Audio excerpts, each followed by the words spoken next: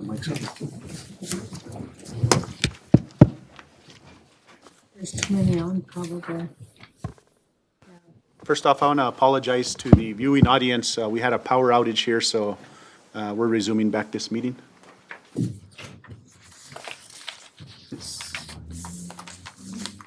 We're good to go, Gina. Okay.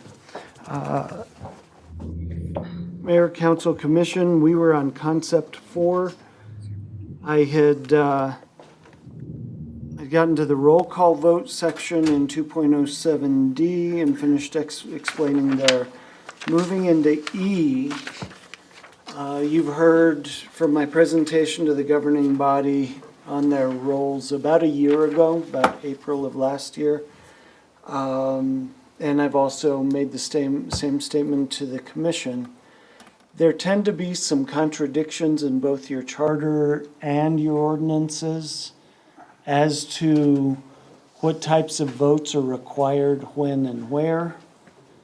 And so you do have language about a mayor voting only when there is a tie. But then you have other sections that say votes are subject to a majority vote of the governing body. Well, the mayor is a member of the governing body. So does that say the mayor votes?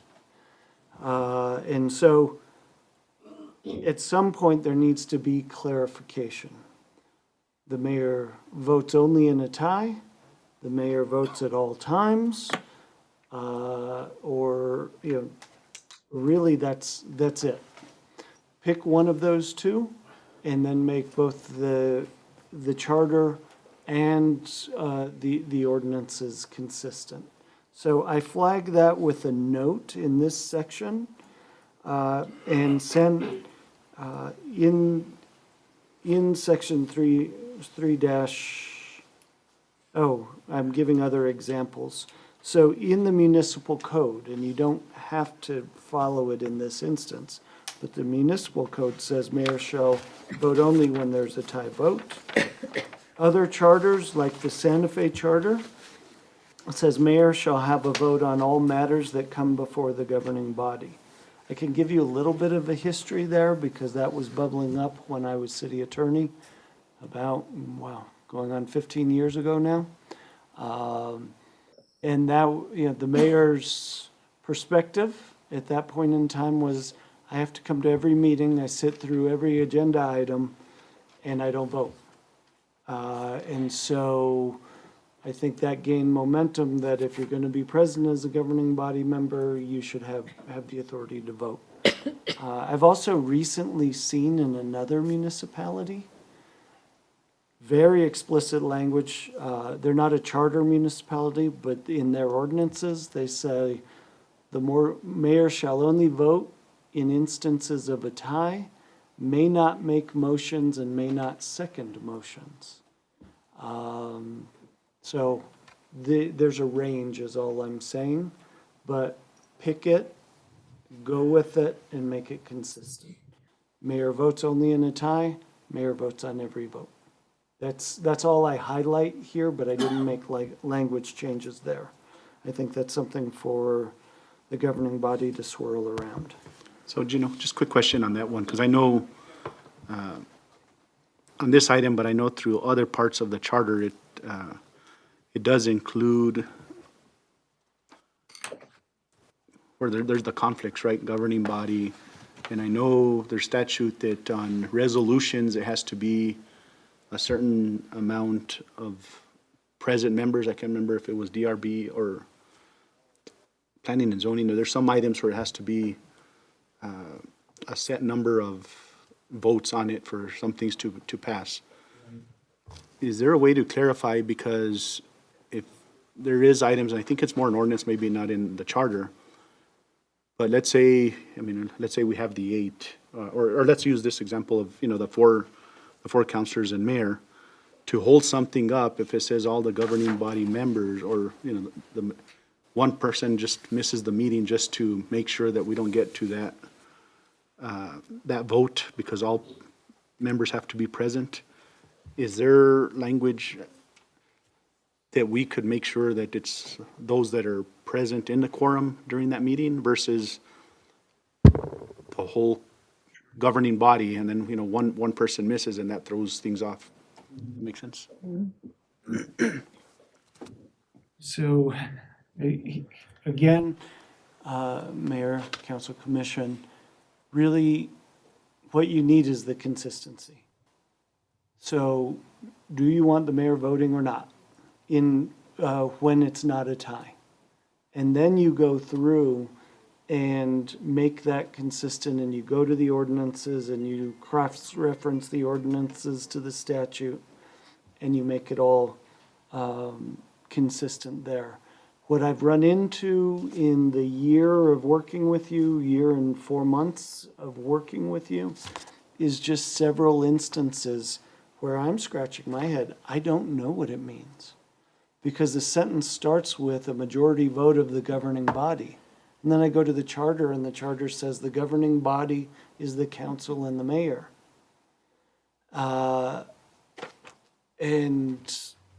But you read the rest of the language, and you say, wait a second, it's excluding the mayor from the vote. And it's in the same paragraph. So your charter is the place to say, what's the role of the mayor? And then everything else will be researched and formatted. And I guess to add to that is, let's say, of those present versus the whole governing body, because we have 4 members, one misses, you'd have, let's say on a call, you'd have, let's say, a 2-1 vote. Well, those 2 doesn't consist of the majority. So where I'm asking is the language that we say, that the consistent language be of those present. Mayor, that's a good example. You have some things that say they must pass by a majority vote of the members present, right? Well, you can hold a meeting with only 3 governing body members. You have a quorum, you can hold a meeting. You call for a vote on a very important measure because 2 people are absent, and the particular vote by ordinance might say, must pass by a majority of the full membership of the governing body. Well, 2 members vote, and they both vote yes, but there's no tie, so the mayor can't vote. That particular item fails for lack of a vote of a majority of the membership of the governing body. If your number's at 8, those chances go down. But if your numbers remain at 5, those chances go up, that you're going to have votes fail when everybody's voted for it, but it's still not sufficient votes to pass the measure. And that's what I'm highlighting in this section. And Mr. Mayor, to just clarify that a little bit more, I think when you get an item from planning and zoning, and the council wants to overturn a planning and zoning recommendation, then the numbers become a factor again. You have to have, I think, almost like a supermajority to overturn the P and Z. So all those things come into play. And then one more note in regards to a mayor voting or not voting. I think, it's really up to the mayor. Even though he doesn't vote on items, he always has the opportunity to let the community know, I'm not voting, but this is what I believe. Say it's an emergency issue or an important issue that really, deals with the community. You can always say, I think this is something that we need to consider very seriously. We need to get it done. I'm not voting, and then it leaves it up to the governing body to vote. And ultimately, the mayor still had a say because he let the community know where his stance or her stance was at. And thank you for saying that, 'cause I think that's where the confusion is sometimes, is that we should just sit here and keep our mouth shut and not say anything, but we do have a voice as mayor. I mean, we might not have the vote, but we do have an opportunity to be a participant of the debate. I think that needs to be clear. But as far as voting, just the way I look at it is, unless it's a tie, that's my opinion on that. 'Cause I think especially if you go with 8, then it should be a lot easier. Counselor? Yeah. I'm just going to give my comments. I think that the charter says pretty clear that the mayor's responsibilities on the charter are so and so and so. And basically, it's to preside over the council meetings. That's his number one priority, other than safety and so forth for the public, and act as a CEO for emergency purposes and all that stuff.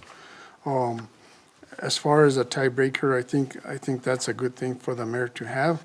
And I think that when he does have the tiebreaker, he does have an explanation on his vote.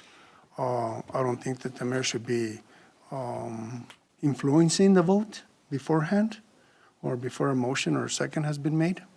But it's like any councilman, I think that after the vote, they can justify their vote, if whether it's for or against. But I don't know. Personally, I don't think that, I mean, I ran for council because I want to have a say-so and have a vote. I mean, otherwise, I would have ran for mayor. But that's the big difference. The mayor is neutral amongst the governing body. And as far as the governing body, we are, on the charter, the ones responsible for all the finances and direction of the city.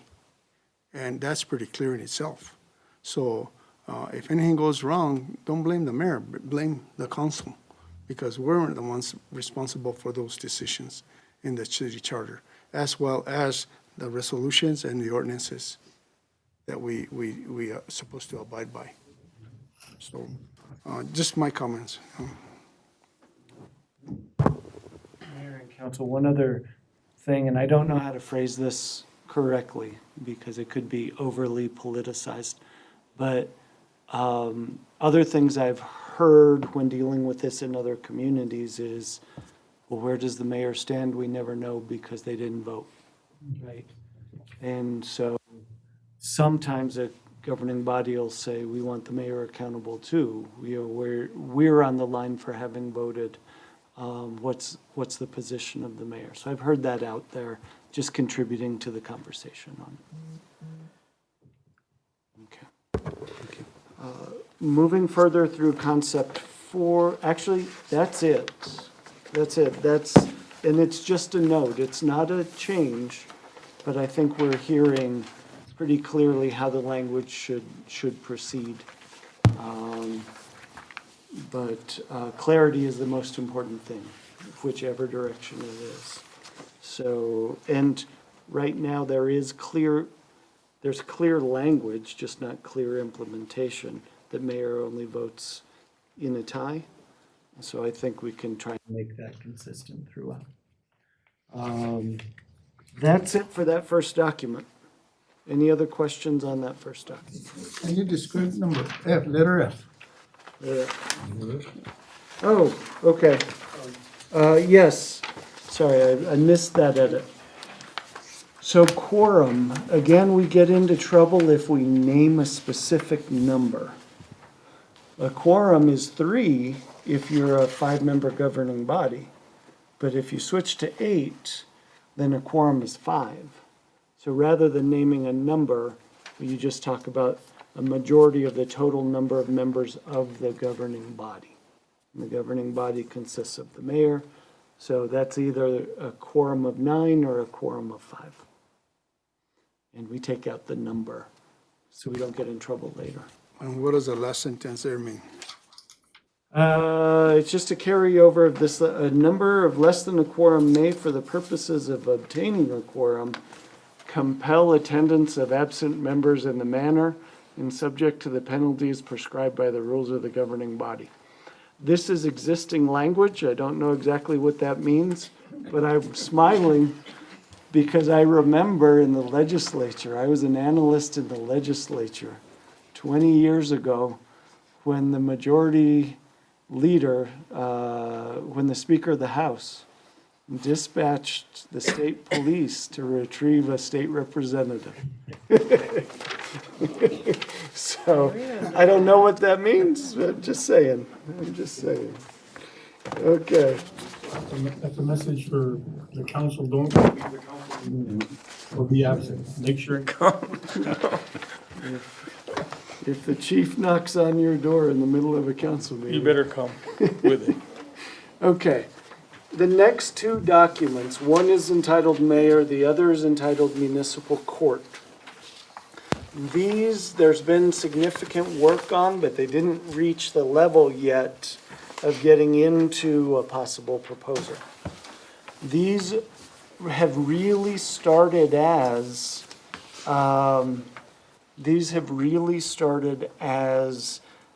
edits to comply with revised laws and revised circumstances, and less about public policy, except for the note that I put in 3.02. So let's start with mayor.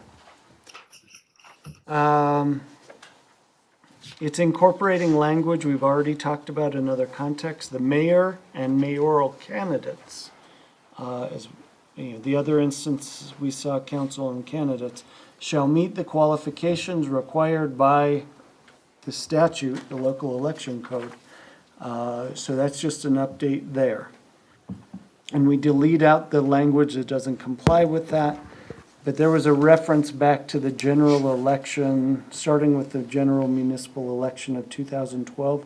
We need to update that for our new election cycle of November, starting in 2025. So those are those edits. They're just procedural and legal compliance edits. Gino, if we could just put a note here, because I know there's a bill actually in the legislature now that's trying to more determine residency. You know, because we have that loosey-goose language of the residency, where they don't have to actually be present at the address that they're registered at, or, so there's a bill that they're actually trying to determine that, and I know Municipal League was trying to get that, pushed. So I don't know, because I think, we should kind of know, I think by the time we finalize this document, where that stands, I think. So I will flag that bill for a change in, the way we drafted it is referencing the residency section of New Mexico statute as amended. So in those changes, in that bill, they'll be changing that statute. So if they update it this year or next year or the year after, we don't have to come back and edit our language here. Okay. So that covers 3.01. 3.02, again, is a note. And I think we've already heard good feedback from the governing body, but if the clarification was that the mayor, so A, the existing language reads like this: mayor shall be a member of the governing body entitled to cast a vote only in the event of a tie among the city councilors. And this is where we get ourselves into a little bit of trouble, is except as otherwise provided herein. Well, we need that because some other statutory requirements, but it starts mucking it up. So we have to be really diligent in all our other charter references to clean it up, so that, again, 9 out of 10 times it's only going to be casting a vote in cases of a tie. The alternate language, we already talked about that, so I don't really need to go through that the mayor votes in every instance. I do reference that some of your language, either in charter or in ordinance, say a majority vote of the council. It's a lot different than a majority vote of the governing body. That means 3 out of 4 of you have to vote for something. And those come in certain instances, like removal of a city manager and other circumstances. Okay? So I referenced that. What else do we have in mayor? I'm going to say these are going to be generally pretty boring, but they're to fix gaps that we have here. So mayor pro tem, we have edits to that. In 3.03A, we don't have reference to the mayor pro tem serving in that short gap between a vacancy in the mayor role and the filling of the mayor role. So we add that reference so that it's clear. It's implied, but it's not in your language. That next sentence, I don't understand why it's there. It's a reference to the mayor, where it says mayor shall be authorized to vote in the event of a tie. We already have that in another section and it's not referencing a mayor pro tem. In fact, the mayor pro tem's voting authority is in B. So we get down to B, during the service in the absence of the mayor pro tem shall retain the mayor pro tem's voting rights as a counselor, which means it doesn't shift to the mayor pro tem only voting in a tie. Mayor pro tem still votes as a counselor. So, and shall not exercise, I just delete the gender reference there. Shall not exercise voting rights, shall not exercise voting rights as tie-breaking in the capacity as mayor. So that means we don't shove you into that other category. You get to vote on every vote as mayor pro tem. And I believe you're mayor pro tem currently. Yes, sir. So, oh, I'm sorry. Messed that up, Marvin. I'm sorry. Councilor Martinez. Mayor pro tem Martinez. So, taking that, just because you're filling in temporarily doesn't mean you lose your rights to vote. So there's clarification there. Now, the question comes up in all our municipalities, and I know it's come up here. What does absent mean? Right? So we've done our first draft of what does absent mean? Mayor shall be considered temporarily absent when the mayor is temporarily unreachable. Again, because times have changed. Times have changed. That when the chair referenced the phone, we don't sleep anymore. We don't lose access anymore, right? So mayor shall be considered temporarily absent when the mayor is temporarily unreachable through technology or is otherwise unavailable for remote video or audio attendance of governing body meetings. The mayor is considered present at a governing body meeting if the mayor is attending remotely by video or audio means, right? So provide some clarification. That's the first draft of what presence and absence looks like, to bring some clarification in 2025. And 15 years ago, we didn't have enough phones, and we certainly didn't have video conferencing. So essentially, mayor remains mayor so long as mayor can attend a meeting, in person or remotely. Yes? I don't remember if we put that same language about counselors, which it should be. Somewhere. We have a reference to video attendance in there, but I can check that. I'll make a note to see if we're consistent. Where it's meaningful here, where the question has arisen, is if a mayor is attending remotely, is the mayor present and able to serve as mayor? That's what we're addressing here. Where remote attendance from a counselor comes is actually, it's authorized through the Open Meetings Act for infrequent, unavoidable remote attendance. That's permissible both through the Open Meetings Act and through your annual Open Meetings Act resolution. Those both allow for that there. So this is just to address, is the mayor if the mayor is attending remotely? Okay. But I think there's also the misperception that the mayor's a full-time here, so the mayor goes on vacation. Now the pro tem comes and does the day-to-day, which there's no day-to-day really for the mayor. So I think that clarifies that for the governing body meetings. That's the unreachable aspect, right? So mayor's out of the country, or mayor's, God forbid, in the hospital or something of that sort, unreachable, mayor cannot function as mayor through technological means, then the pro tem assumes that authority.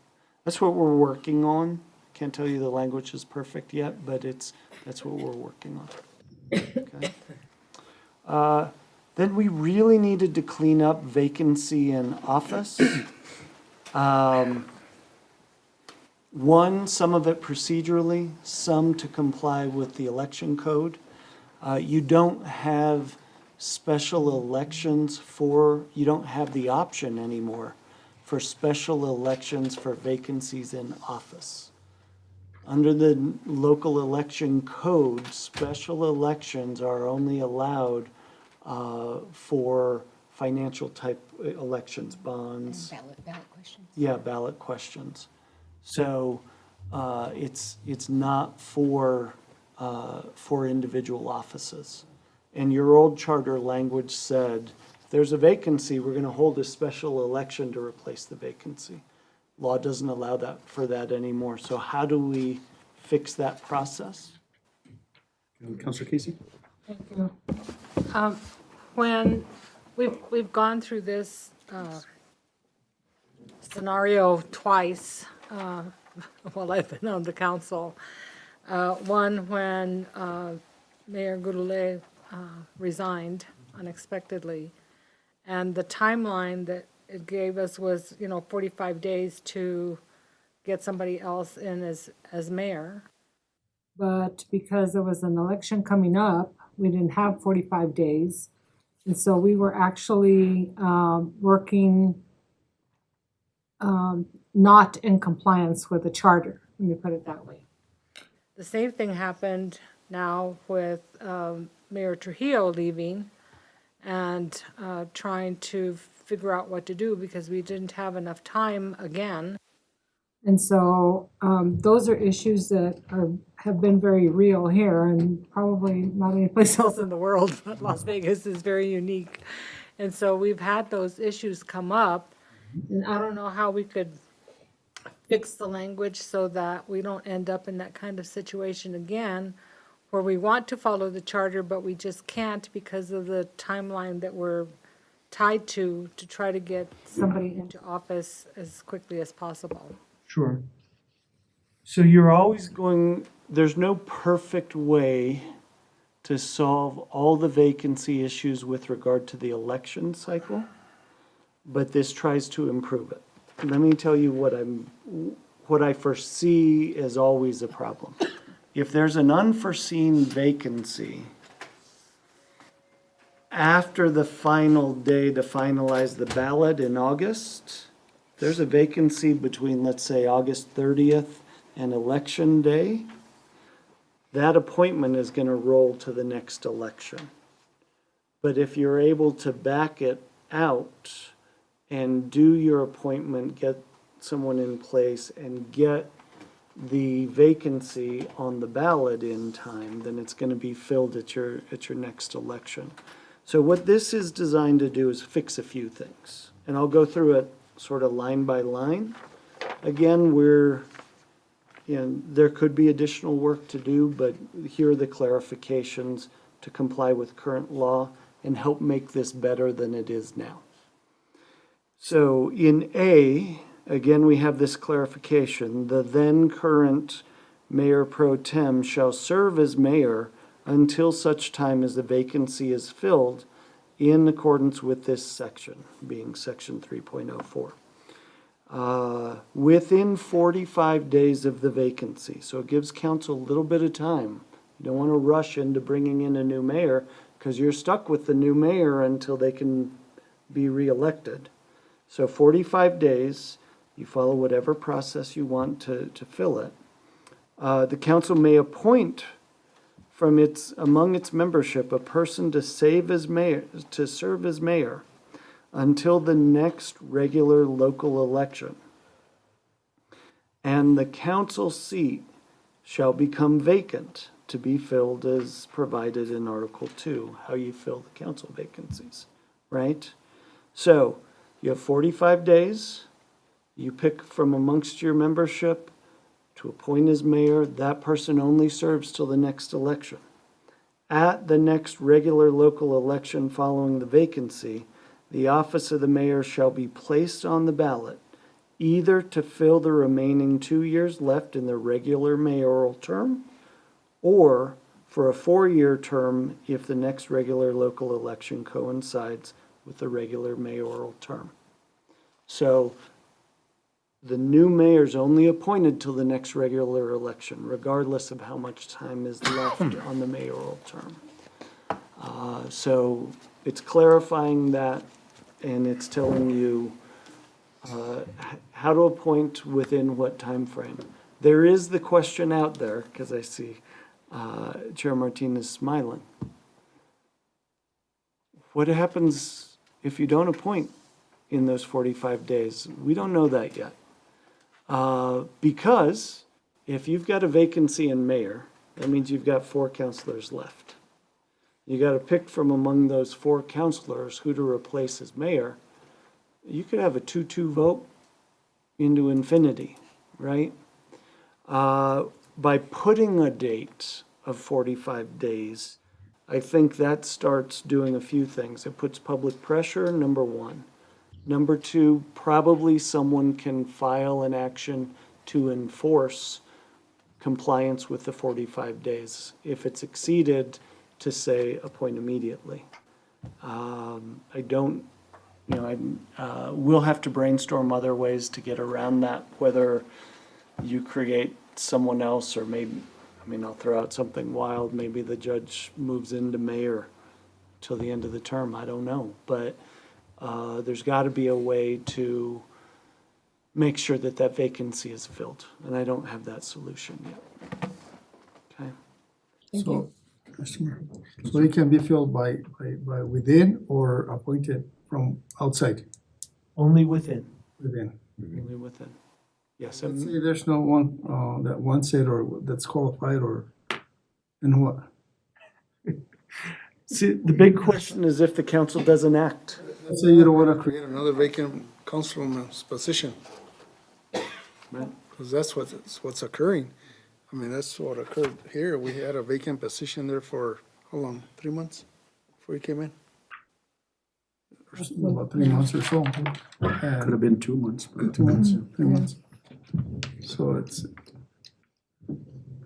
so you should read that would be an option.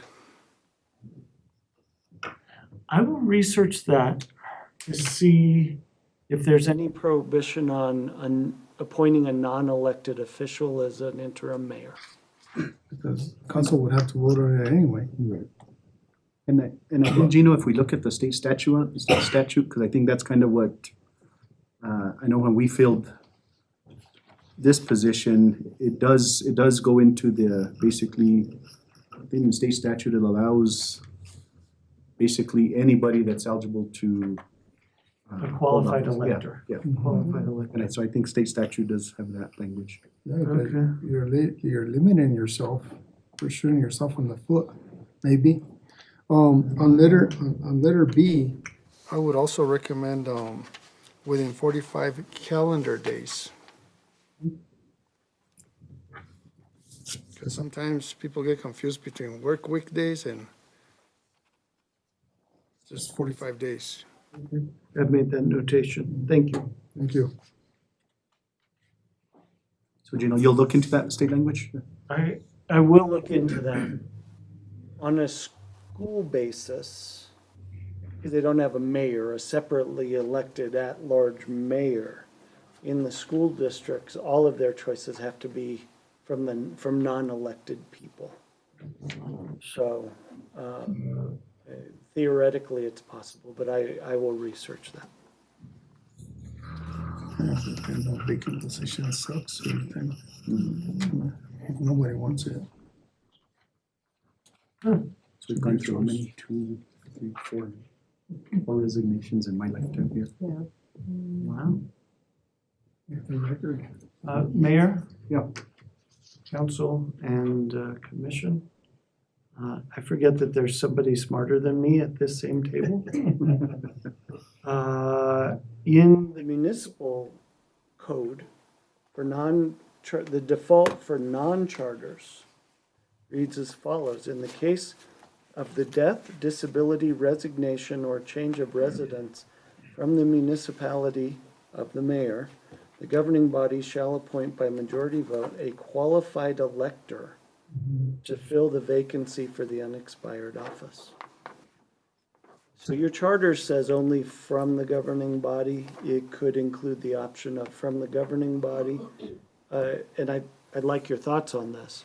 You could say from the governing body, and if within X number of days they're unable to do so, from the public, from a qualified elector. You could stage it like that, or you could just make it wide open. Thoughts? Maybe we'll throw in a couple of options. Chairman? And Gino, you said unchartered. Correct. Okay. So we are a chartered, so we'd have to include it, but we won't automatically default to that. Correct. Okay. Correct. The language would have to be in the charter, but the option is available under statute to be able to select from the public at large. As a lawyer, I was a little bit weary of usurping an election by appointing someone who didn't stand for election, whereas council, governing body members all stood for election. But this shows me that that's not a requirement that they had to extend. And I like the separation of language of giving a certain timeline from within to figure if somebody does want it. Because I just know within what we experienced, I know some of the discussion that we had amongst ourselves was, I mean, you select somebody from outside that could come in with appointees and everything and, you know, wipe everything, and now you're stuck with going back instead of moving forward, if that makes sense. Well, they can't do that because we're already beyond the organizational meeting and all that. I mean, they would just have to take the ball and run from there. They wouldn't have that authority to reappoint directors and all that stuff. I mean, that's only done at the organizational meeting when you come into office. And after that, anybody there can't just come and dissolve everything that's there. But, you know, what I was thinking is, sometimes you have 2 or 3 people running for mayor, and if that comes vacant, I mean, there might be another qualified individual there too that would want to be in the mix. You know, I don't know. Understood. Understood. Thank you, Madam Clerk. As we say up north, she makes me look all smart. Next item? Okay, next section, sorry. Actually, that completes mayor, because we addressed that any appointee to the position of mayor would then stand for election at the next regular election. All right, that takes us to municipal court. This one tends to be pretty boring also, but it's updating for the Local Election Act, number 1, most importantly, and just some clarifications as to dates, qualifications, et cetera. So I'll go through that quickly. Municipal judge and municipal judge candidates shall meet the qualifications required by the specific section, residency section of the Local Election Act. Clarification that the municipal judge is elected at large within the city and not districted. I think it's important to say that very clearly. So we added that language. In 4.03, just updating this for the election cycle starting in November 2027. In the shift to November elections. Moving into temporary absence and vacancy in office. In our first review of this, just needed some qualifications. Who shall appoint a qualified person to serve as an alternate judge to preside over the case when there's a recusal. That harkens back to must meet all the same standards as a regular judge, a municipal judge must make. Okay, temporary absence, in the event of a temporary absence of the municipal judge or vacancy in the office of the municipal judge, then that temporary or alternate judge may serve until you're getting that new judge in place. There can be a gap there. Here we reference the 45 days of the vacancy. I'm just changing the dates on that. The existing language says within X number of days of the vacancy, the mayor shall appoint a qualified successor, subject to the approval of the council.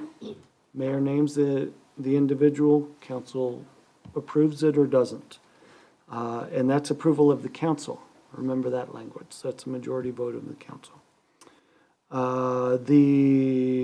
At 3, then we deal with how the vacancy rolls into the next regular election, just like we just talked about in the mayoral role.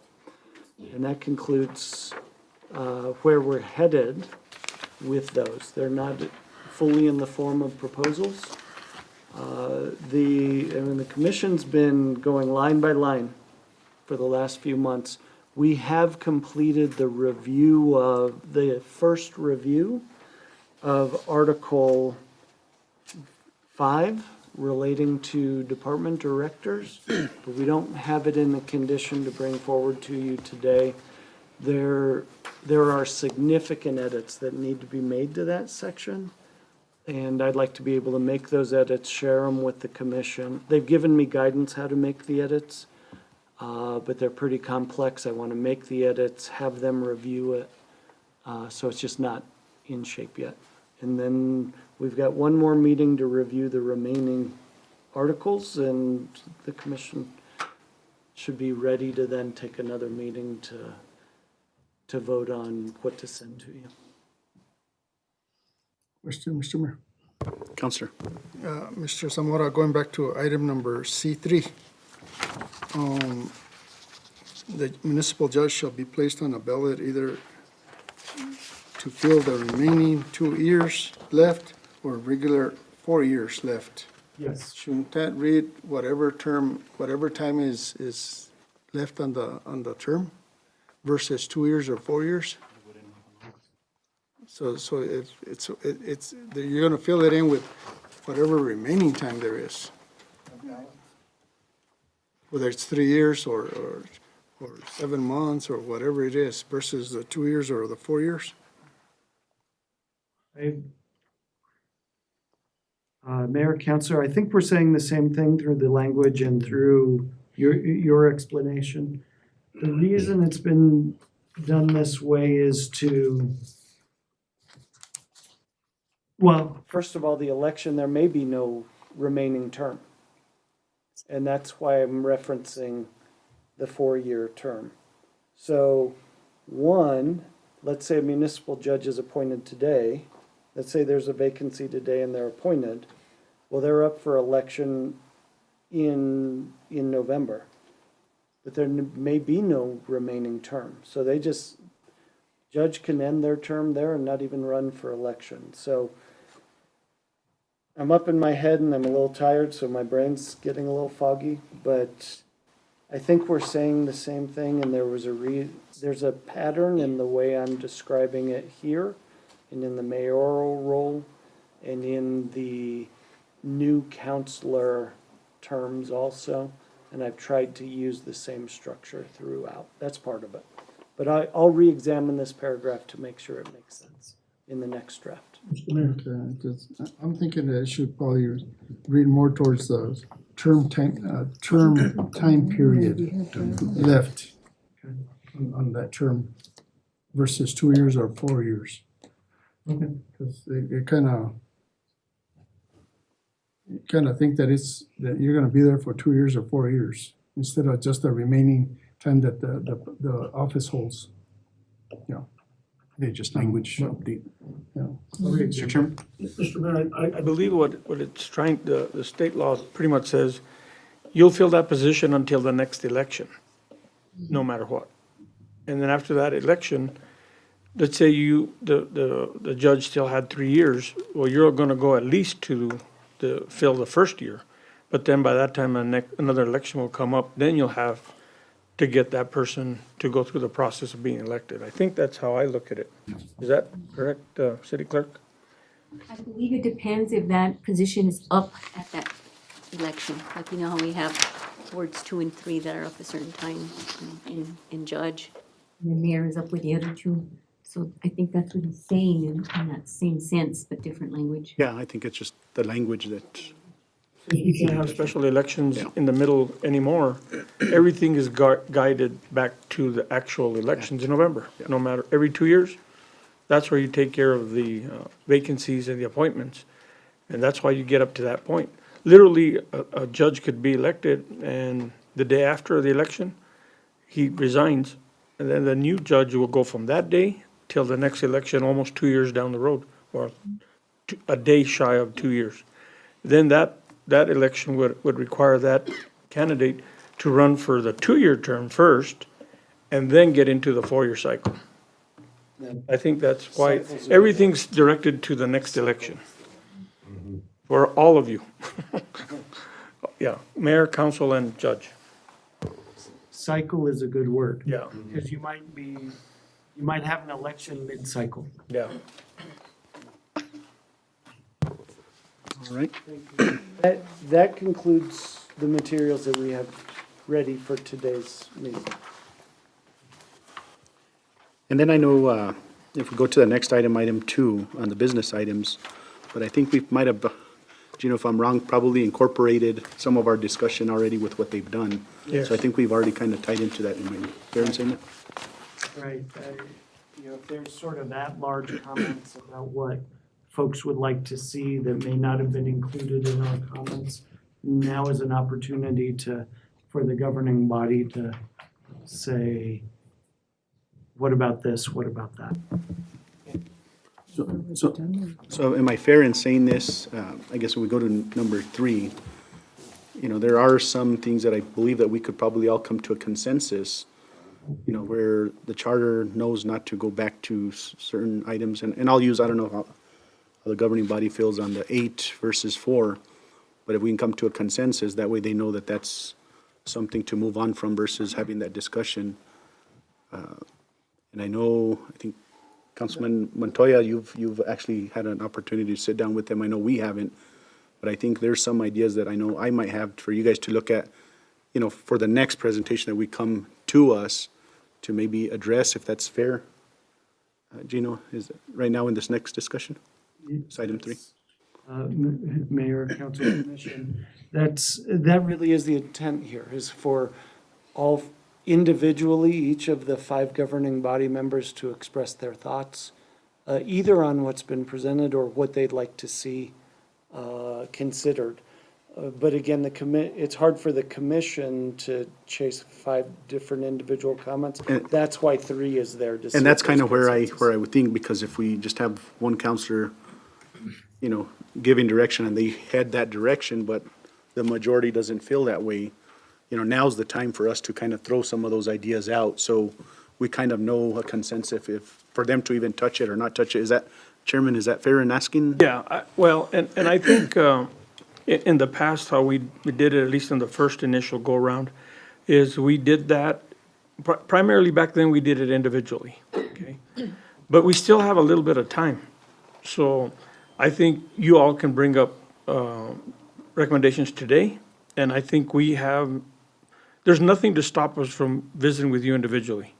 In fact, it's probably in our best interest to make sure we have every option available to you all to get information to us. You can do it in person, you can write it and present it to the clerk, and she'll bring it to our meeting. But I think we need to keep the doors open. Any way possible that you want to give us recommendation.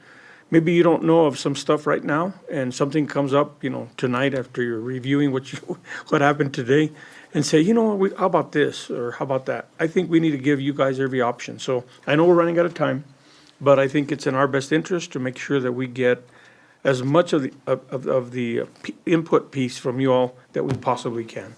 And I'll tell you that Councilor Montoya did bring up a number of issues. Some of them we've been looking at, some of them we haven't gotten to those yet, okay? But I can tell you that it was good to hear from Councilor Montoya, and all of you are invited to come back, and let's just work with the clerk to see how we can best accommodate you. But this is the opportunity. This is one of them, but this is not the ultimate opportunity. Am I correct? That's right. And these joint meetings help because, sometimes a counselor will ask to come present. Well, that's okay. Or 2 counselors can come and ask to present, but if 3 counselors come and ask to present, then we start having quorum issues. So these meetings are good to, there's the opportunity to do it individually at one of our meetings or do it in writing, but also these meetings are good because you can also get a sense of what each of your concerns are regarding the charter. I'll start off. I'm pretty much an open book. What I told the commission was basically that I would like to see the fire chief's position included in the organizational meeting under mayor and council. I think that that position is a safety-sensitive position, and I think that mayor and council needs to hear from the chief directly. The same thing at fire chief is the same thing that we hear from the police chief. And I also think that our emergency management position ought to be under the mayor and council. Right now, we don't even have one, and the last one, I mean, we heard about once a year. So I think that those two positions ought to be just the same thing as the other 5 positions that report to mayor and council.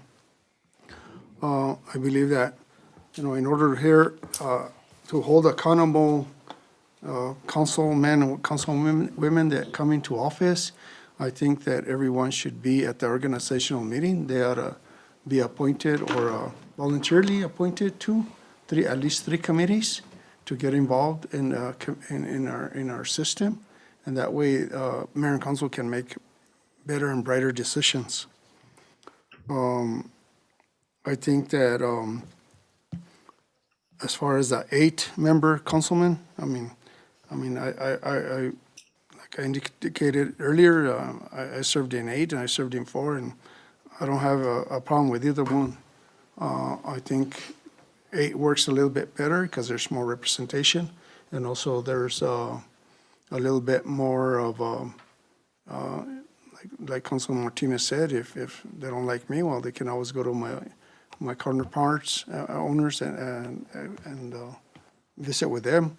I mean, I think there's no one here that doesn't cross borders on wards. I mean, I go all over town and I hear concerns all over town. So, we're at no boundaries. We're here for the public. And I think that's pretty well, with every councilman here. As far as the removing a lot of the stuff that was on the old charter or on our existing charter, I mean, I think that, as I indicated to the commission, I think those are the things that are most important right now that we need to address. And then lastly, it's educating the public on what we're doing and what we're going to be presenting on the first Tuesday in November, because they're the ones that count. They're the ones that can make this city work, or like I've seen it where, we went from a council of 8 to 4, and salaries went from 20,000 to 9,000 and 15, and then 9. As far as the salaries, it's pretty obvious that our public doesn't want to give public officials any kind of salary, no matter what level you're in. But, and that's up to the commission and this governing body to put on there. I know what I signed up for, and, there's different aspects, pros and cons. Some say that only the retirees can run for office because they're the only ones that can afford to be in office. I don't think that's a true statement. I was working when I first ran for office, and, it doesn't matter if you get a salary or not. You should be about you wanting to serve in public office for your community. And that's where I ran, and I didn't run for no salary. Some commissioners across town get $33,000 a year. Well, good for them, But I don't think that it stands a chance, to tell you the truth, on salaries. But it's worth a try. But education is going to be the key. And I thank you, the commission, for your volunteering and for your time. I will have a couple of other recommendations before our council meeting, before this goes in the referendum. Thank you, Mr. Mayor. And that's kind of where I had some, ideas. The change to 8, I really like that. To me, and I don't know where you guys are, as far as the city manager and directors, but I also believe that directors should only be under the city manager and not, have any oversight from the governing body. I think I've been asking around within other entities, and we're the only ones that basically vote on directors. And I think when you hire a city manager, that should fall under the city manager. That's one of mine. The salary, I think that's something you guys touch, that way we're not involved in it whatsoever. Whatever you guys decide, I mean, I think us that are here, we know what we signed up for, so. But I think in the discussion that you guys have, you gotta also look at, the future, how do you get more engagement? Because, I mean, we have had elections that basically nobody has wanted to run.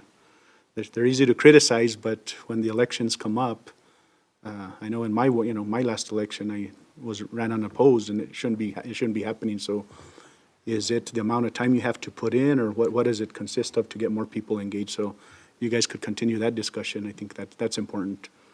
And I did want to ask this one, because and maybe I'm wrong in thinking this, but, at the end, this governing body does not,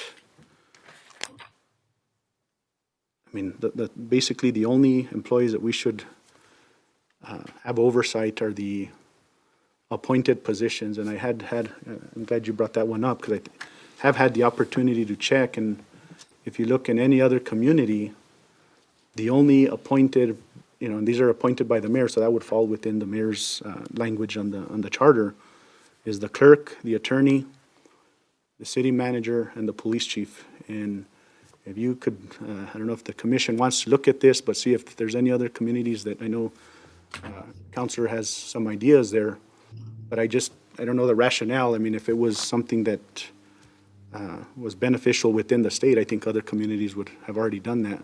And maybe he has his, maybe, Counselor, you have your reasonings on that. But I think it's important that, we kind of also follow a pattern of statute, because I believe that those appointments are, even if we weren't under a charter and we would follow regular state statute, the appointments that we would have would only be those 4 anyway. So we also have to have that balance of following state statute and not creating our own rules for whatever reason. So if you guys, could kind of look at that and into consideration, whatever you guys put together, I think, and I like that you guys have done research within other communities, because it does give us, that opportunity of seeing what others are doing, and not just creating a system that becomes boggled by the governing body and almost seems like it's micromanaging everything. I mean, to me, even directors, I was surprised at other communities, the governing body doesn't deal with the directors at all, it's the city manager. So I think at one point, if we created a system that we're trying to oversee everybody, and I'm not gonna say micromanage, but have a that's why we highly pay a city manager and attorneys to take care of those issues, and, we get down to the nitty-gritty of policy and budget. That's just my opinion on that. Counselor? On the Councilor Montoya's suggestion about having counselors that are sitting in on or become members of other committees, I have worked in a school district situation where the school board wanted to appoint certain people to certain committees. And what I found is that it really is not very beneficial, because if you have an elected official that is a member of a commission or a committee, or, a special group that is dealing, let's say, with budget or with economic development or design and review board, that kind of thing, then the general public feels intimidated, or they tend to follow whatever that elected official says. And so that limits the input from other community members. We want input from community members. And so getting a counselor in there, or the mayor to sit in one of the committees, or the city manager, that's all administration. And people are going to say, oh, well, that's probably what he wants, we better do what he says. Or, the city manager knows all about that and we don't really know too much, and so let's just do what he says. And so I think there's a danger in that. If we really are serious about getting community input in getting the community to participate in government and how things happen here in the city. I think it's very important that none of us elected officials sit in any of the committees. I should not be on the Lodgers Tax Committee. I shouldn't be on any of the committees, because then I don't want to influence anyone unduly or make them feel uncomfortable because I may not agree with what they're saying or thinking. I don't think that's right. I think that we need to have communication from the community, and it should be solely from the community. And then after they bring forth their ideas, then the council can vote on them if that's what it requires. Thank you, Mr. Mayor. Mayor, Go ahead, Gino. Council Commission, something that we haven't really talked about, but I do want to lock that out for this Conversation on committee involvement. With your larger governing bodies, you do have the opportunity to consider, to think about the prospect of counselor committees. Meaning, again, my example's spending as much time as I was in-house at City of Santa Fe.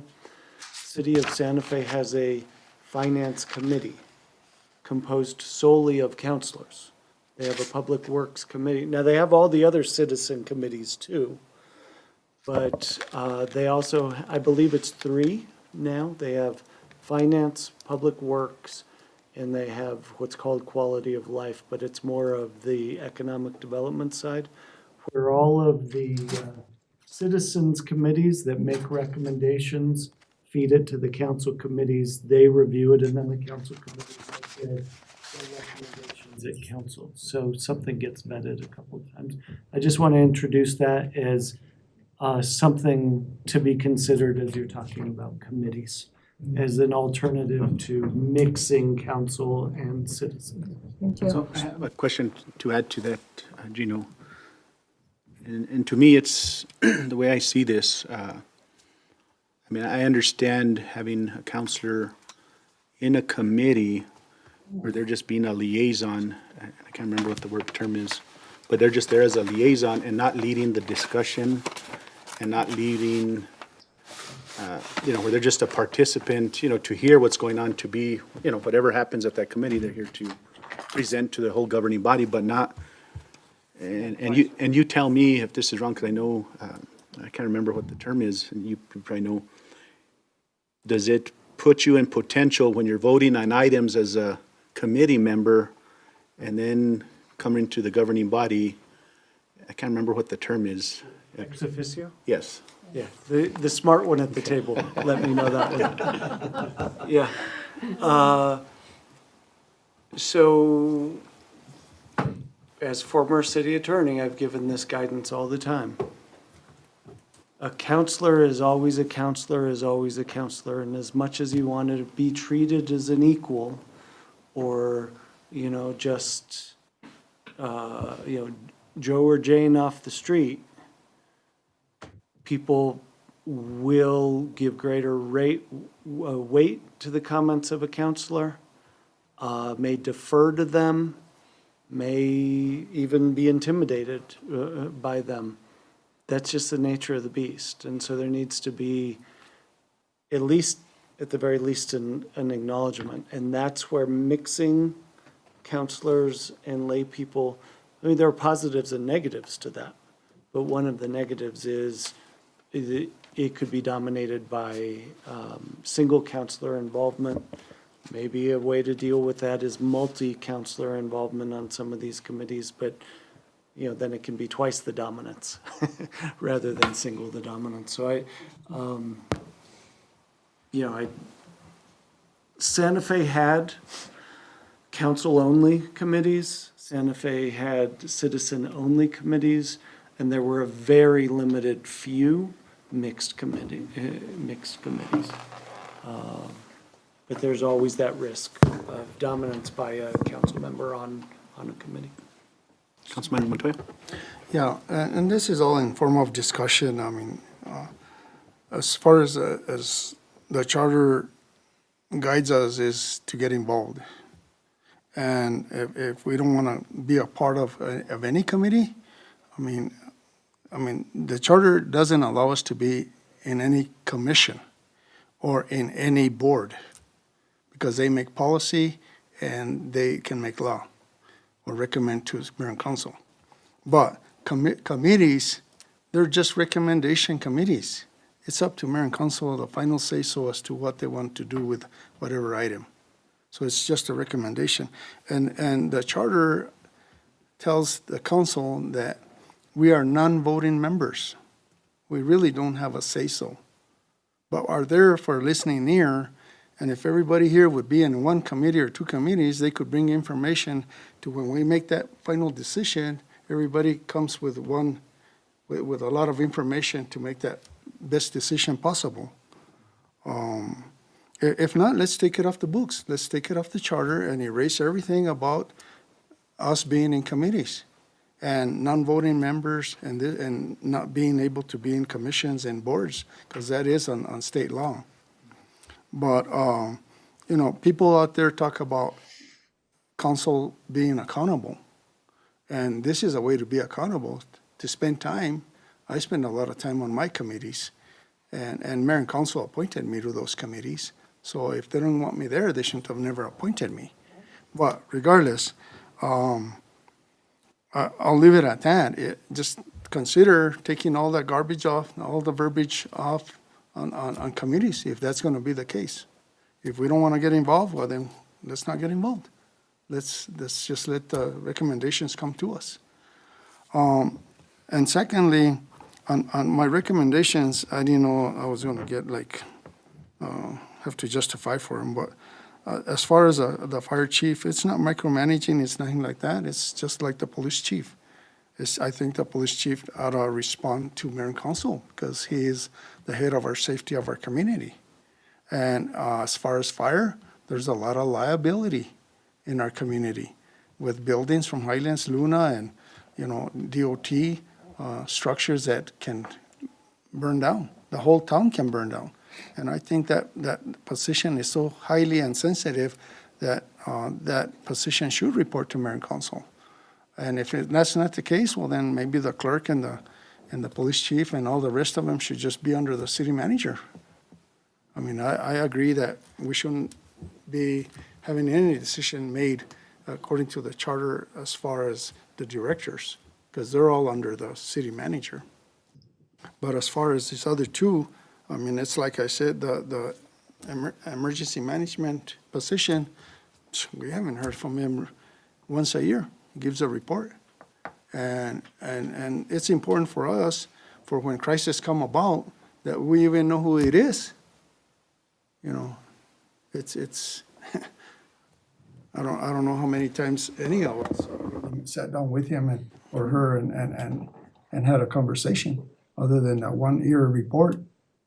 And that's the person that's supposed to be there for us when there's a crisis, whatever crisis it is, water crisis, shortage, or fire, or disease, or whatever it is.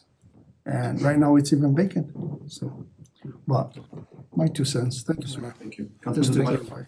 Thank you, Chair of the Committee. You guys do a great job, a lot of hard work, like we do. We're here to help people, help the community. I do, Mr. Montana did come something up with our increase of our council meeting, our councilors and so that. But, it is, we all come out here and do the best we can, And you guys are doing a good job. Thank you for everything you've done. As that, I'll leave it alone. Thank you. Thank you. Councilors? Mr. Mayor, I guess maybe I want to touch a little bit on some of the information that was mentioned earlier. I sit on one of the committees and I'm just an advisor to that committee. I'm a non-voting, advisor basically. So I like participating in that. That's the San Miguel Las Vegas Chamber of Commerce. I like that because it's allowing that personnel to make the choices that they need to make. And then I'm just there to oversee and how can I benefit how can I benefit the charter to do, better things moving forward, okay? But that's an important piece. I know we've talked about a lot of things, different things here this afternoon. We've talked about salaries and all of the stuff that goes with stuff today, but the way I start to see things is salaries is a very touchy thing when it comes to, including all of this into a new direction, and this council has to be consistent for those salaries to be normal for the constituents to really feel, you know what I mean? We haven't been consistent, and that's the biggest problem that we've had, like Councilor Montoya mentioned earlier, we don't know who our emergency management individual is. And we've had a lot of emergencies, okay? For the past 3 to 5 years, the community has gone through all kinds of different things, and we need different direction in those areas, definitely. But we also have to have a city manager that's transparent with the rest of the team. We're the team. And we're the team that supports the team that's out there, which is our community. So we have to be that transparent individual to the public that are out there trusting us to what we're supposed to be doing up here. We can't do anything without consistency, and I've noticed that we're very inconsistent. We're inconsistent for a lot of reasons. I mean, there's all these catastrophes, but, again, we got to go back and educate public when we get down to figuring out the direction of all of these changes to the charter. We have to get down to it and say, yes, we gotta ensure the public's trust that we're doing the right thing for them. We also gotta make sure that they are educated enough to understand where we're going with it, so that they can feel comfortable to make sure that they can say, okay, well, you know what? This council of 4 or 5, 5 or 8, whichever it might be, is on the right track. I will support that. Even though they're not getting what the county's getting or whatever, that's beside the point. But I think that's a good measure to say, let's move forward with something. But again, I have a hard time with a lot of things because consistency is not playing a big role in this council. Not the consistency in making decisions, it's just the consistency in making sure that we stay out of emergencies that we keep running into. And, I just want to see a better day tomorrow, like everybody else does. We're tired of, the water boil over, order water from the state. We're tired of a lot of things, but everything is going to come down to consistency. That's just what I'm trying to get at. And I think we can do a lot as long as we are here providing the best direction for our community. It doesn't matter if we're a council of, 4 members or if we're a council of 8.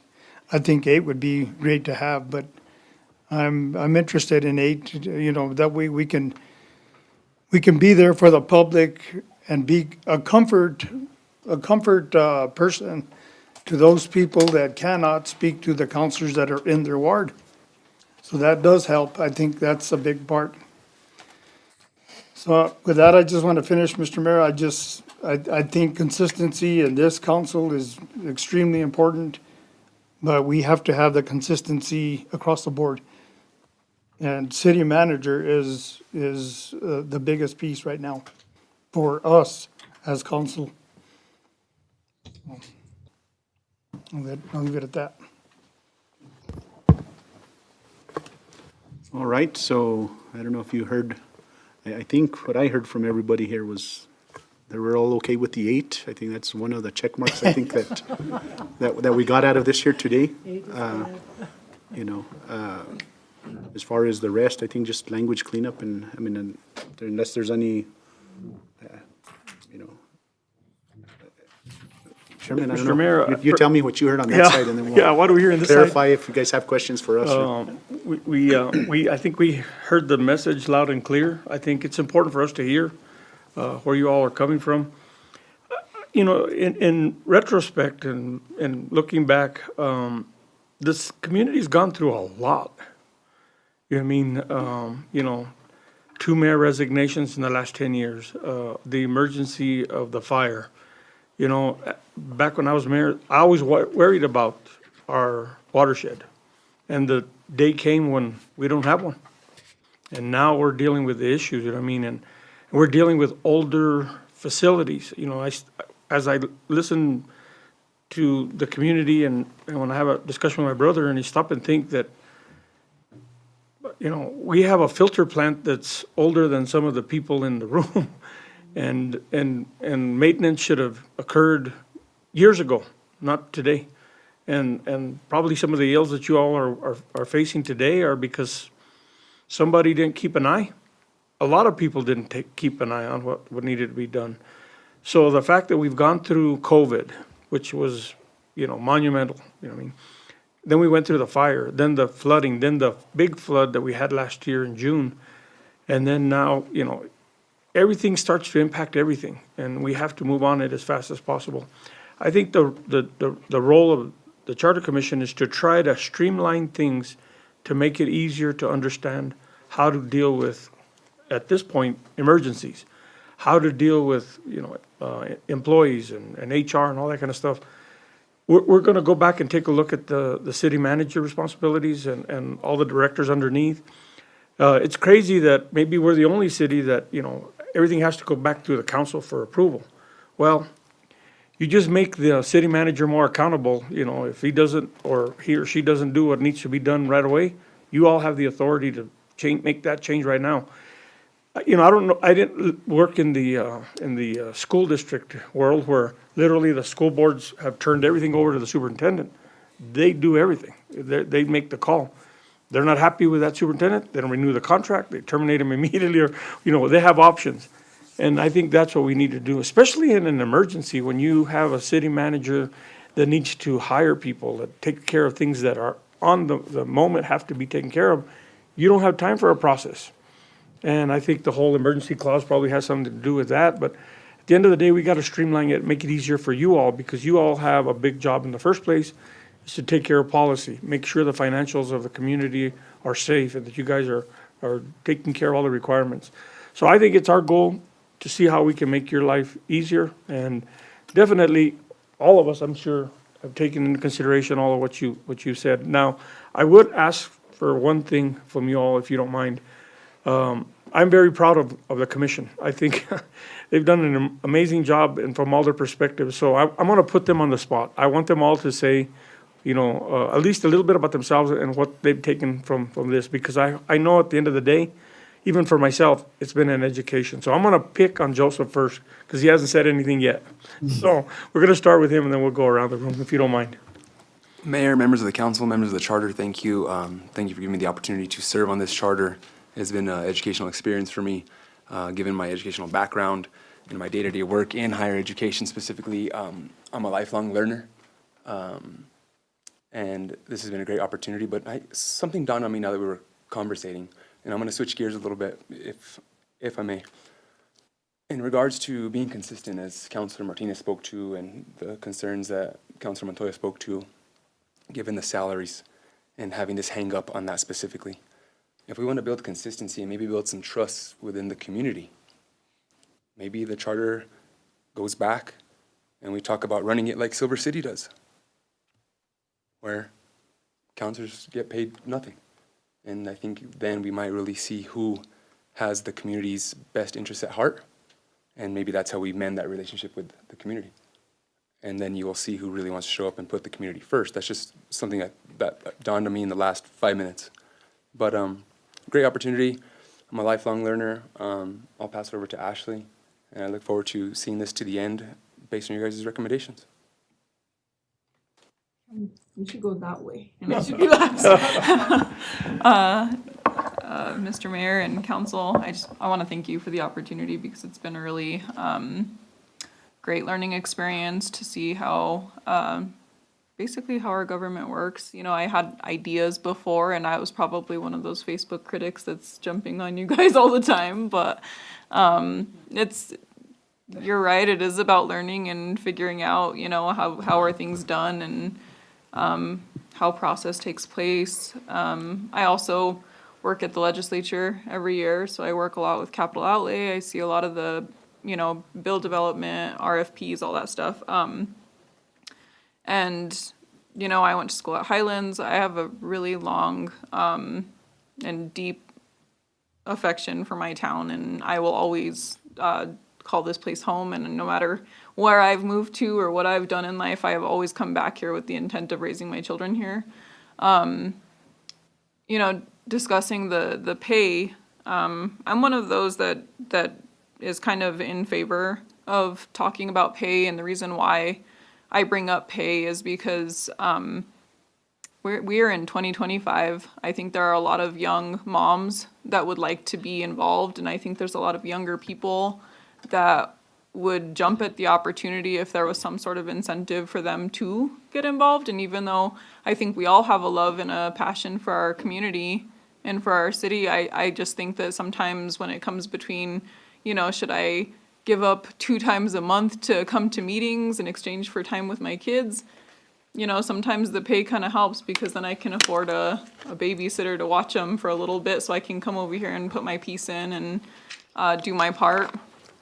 And, you know, sometimes you're in our community, especially, sometimes you're blessed with grandparents that step in and decide to come and help you out. But I think regardless, the one thing that I have really taken away from this is the need for us to start kind of passing down some things to the younger generations, and for us to start getting them more and more involved, because you know, we're making choices that are going to affect them, not necessarily you guys. You know, we're making choices that are going to affect our children and us as we grow even older. And, you know, I just think that we need to start being a little bit more strategic. We need to start getting ahead of the problem instead of always doing like management of the problem when it happens and when it hits. Let's try to get ahead of stuff. And I'm really grateful to be here and to work with you guys. And yeah, I just want to thank you guys for all the help and the insight and opposition and in favor. So appreciate it. Mr. Mayor, members of the council, thank you for having us here today. Commissioners, thank you so much. She keeps us in line and is a real big asset to this commission, so thank you so much. I just want to, for those that don't know me, I think most people there know me, like Benito Pacheco. I'm a resident of Las Vegas over the last 50 years or so. I know I don't look like that old, but you know, I really am. I'm just kidding. You know, I serve at Highlands University. Been employed there for a number of years. I currently serve at the capacity as an associate vice president there. So coming into this, I look at this as a way of service for the community, because I think there's a lot, there are opportunities for growth and improvement through a document like the charter. You know, being involved in this process, and hearing from different constituents, from hearing from counselors today, I think one of the things one of the themes that I've heard is transparency. And I think that's part of this process, right? Being transparent with it and having that dialogue. Some of these matters that we're discussing, well, they're not comfortable all the time, right? The salary matter, some of the other personnel matters, but it's transparency. And I think creating that dialogue and an area to have that dialogue for the community is important. Now, at the end of the day, the community makes the decision based on the council's guidance for the document, right? And I do respect that. I also want to say that from my perspective, when I look at the charter, I look at it in terms of how can we make sure that our governing body is accountable to the community of Las Vegas, right? In addition, how do we increase public engagement? How do we increase civic engagement within the community and within the county? I think we're at an opportune time in Las Vegas, New Mexico, right? We've suffered from various emergencies over these last few years. But, you know, we're still here. We still stand tall. The sun comes up. And I think it's going to be a brighter day ahead, right? There's funds like there's never been available before, you know, and I think that's something that has lacked in this community. You just look at the census data and the economics of the area. It's been tough for us to climb out of that over the course of our history. I think we have an opportunity there. I think we have an opportunity with some of the things that are happening at the state as well. But overall, I'm just glad to be here, acting as a public servant and actually learning from the process as well. So it's been great to get your feedback today. I'm also available for anyone that has feedback they want to provide to me individually in a different setting. I'm open to that. Thank you for your time and thank you for having me as a part of this commission.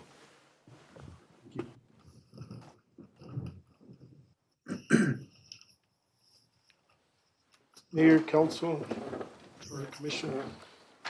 First of all, I want to thank you guys for giving me the opportunity to serve on this commission. I'm honored to do so. For those of you that don't know me, I'm Joseph Cruz. I'm not from Las Vegas. I was born and raised up north in Springer. However, Vegas is my home now. I've been here for 15 years, married a beautiful woman here, and I'm a very community-oriented guy.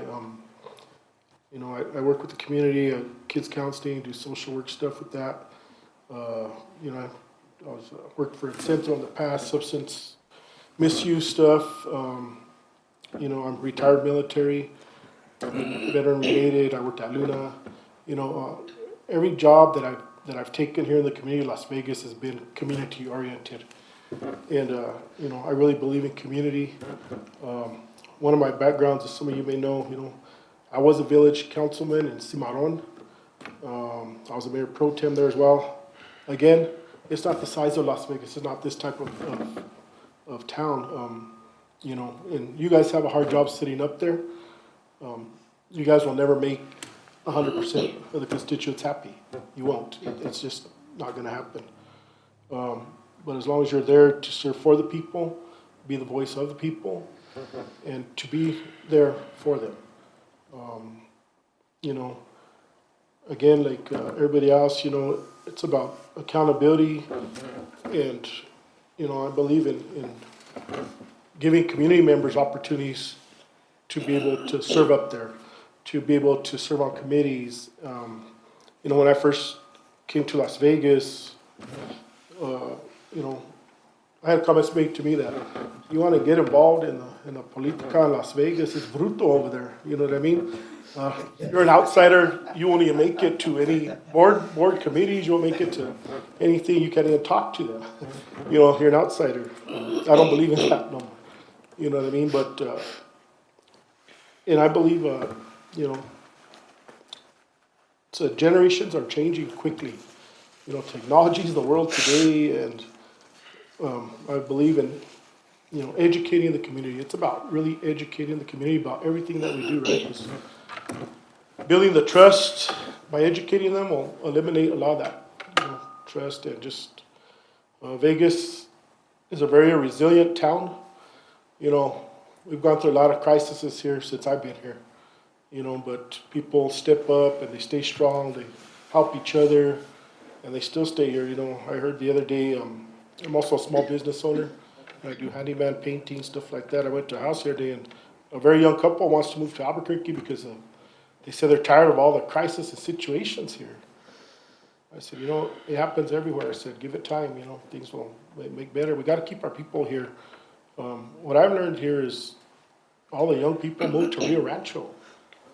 You know, we gotta keep people here in this town, you know. All my kids live in Texas. I would love for them to be here in Vegas and, you know, have opportunities here, but, you know, they say Texas is bigger and better for them, but, again, you know, I don't wanna keep everybody on, but just, thank you for the opportunity here, and, you know, like everybody said, you know, the things we're bringing to the table are all things people don't wanna hear. They don't wanna hear salaries, you know, they don't, you know, but it gives people opportunities like Commissioner Ashley was saying, you know, it gives other people that opportunities to try and do something, you know, where they couldn't see it before, so. I'm just gonna leave it at that, and, thank you guys for doing what you do for the community, because we know we don't do it for the salaries, we do it for the community, and, thank you. Thank you. Thank you, Joe. Yes, ma'am. Mayor and council, I'm Meredith Britt, and I hate talking about myself more than anything. Thanks a lot, Matt. And I make art, and I'm part of a cooperative art gallery downtown on the plaza, El Zocalo. And I'm hugely honored to be on this commission. And I'm not going to get emotional about that, but I am. And people say a lot about educating the community. I've heard that a lot today. And I really think we need to talk about how do you do that, because I don't know. I'm not sure. I think that's huge, and I don't know. And I've lived here 23 years. I know I don't look that old. I chose this community because I've lived in Colorado a long time. I'm from St. Louis. I went back to St. Louis for 9 years in the 90s to help my parents. And I wanted to come back out west. And I couldn't find any place in Colorado where I wanted to live. They were either too big, too expensive, and I found this town and I thought it was perfect, and I still do. And no place is perfect, and I know that. I'm a reasonable person. But this community, there's degrees of outsider, definitely there's degrees of outsider, but I find this an incredibly warm population. I find a huge sense of community here, and I always have. I've been able to just jump in and get involved in things right from the beginning. And when people move here and they say, I don't know people, or my brother moved up to a town in Wisconsin, he said, I wish I had the friends you have. And I said, just get involved with things, just join groups and community organizations. There's so many wonderful nonprofits here that you can volunteer for. So anyway, I think that's enough about me. Oh, I do want to say, I am concerned if we try to raise the salaries that people might not vote for that. And, I consider the idea of zero salaries, but it sounds noble, but it would be tougher, I think, for the council persons and the mayor. So I don't know the answer there, but thank you. Thank you. And Mayor and Council, again, thank you very much for the opportunity to serve. Now you know why I like coming to this commission and working with them, because they have different perspectives. I don't know if they all want to volunteer for any other issues we may have other than the charter when it's all said and done, but I would think that any of these individuals would serve well in any committee for the city. I also want to thank you all for starting off the Charter Commission with the proper legal representation. That's how we did it the first time around. We were very blessed back then. I think we're double blessed now, because now we have someone who has experience. I don't exactly know all the experience that Gino has, but some of it's undercover, so we can't probably get in the middle of that. But he's brought a wealth of knowledge to all of us, and he's able to, like you saw today, demonstrate exactly how he can get to very complicated issues, hopefully without stepping on anybody's toes, and making sure that he makes the point. So we're blessed to have him. Of course, we're always blessed to have the clerk although she's quiet, but she'll just stay back a little bit, and then she'll pick up a little paper, and then she'll just tell you the party that, you know, this is what we're at and this is what we're doing, but we're blessed to have that. So this is the commission that you all have put together. We're very grateful. And we look forward to coming back and visiting with you. Please get back to us however you can. If you do want to visit with us, let's see what we can work it into our schedule on an individual basis. Probably be best individually, if anything. If not, you know, one counselor could come in, the next can go out. But I think we need to hear that, you know, and we'd like to make sure and bring you guys a document that you'd be proud of. We'll take a lot of what you said today under consideration, and we'll do our best to make sure that the community's proud of the work we do. So thank you for your time. And thank you guys again, Chairman, members of the commission. I know it's time consuming and we appreciate that. Again, this is going to be the document that we'll have to live by, so let's make sure we get it as right as we can. So with that, if there's anything else, we could motion to adjourn by Councilman Montoya. I have a second by Councilor Casey and Martinez. The council's adjourned. I don't know about the commission, if they're going to stick around. I'll entertain a motion for the commission to adjourn.